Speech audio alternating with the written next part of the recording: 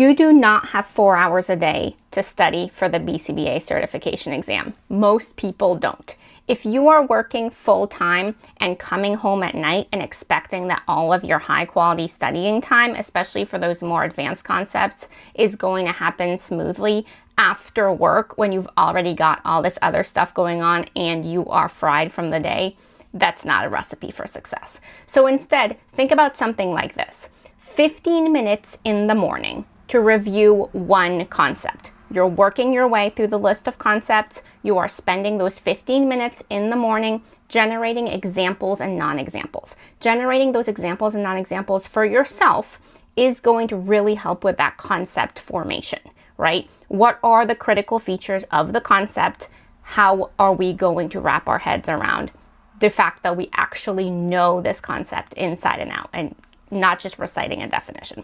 Okay, so we've got those 15 minutes. 15 minutes at lunchtime. If you're able to take those 15 minutes, even if we're also eating during that time, to review yesterday's concept. What can we add? What was confusing? How can we tie it back to something else? Do we have specific questions about yesterday's concept that have been kind of sitting there that we can write down and make sure that we get answered through a resource? So that's 15 minutes at lunchtime. And then at night, another 15 minutes at night to go ahead and do practice questions from all of the items that you've already covered. There is no point in putting yourself through doing practice questions for stuff that you haven't learned yet. So please do those 15 minutes at night when you are the least likely to have those strong critical thinking skills and that stamina.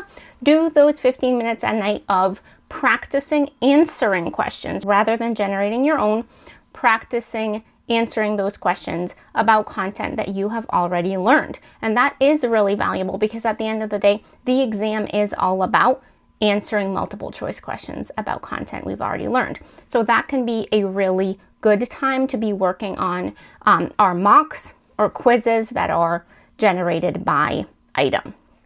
So again, you've got your 15 minutes in the morning where you're learning that new content. You've got your 15 minutes at lunchtime where you are reviewing yesterday's work. And then at night, you are doing those 15 minutes of exam question review. Let us know how that works for you. We reply to all the comments.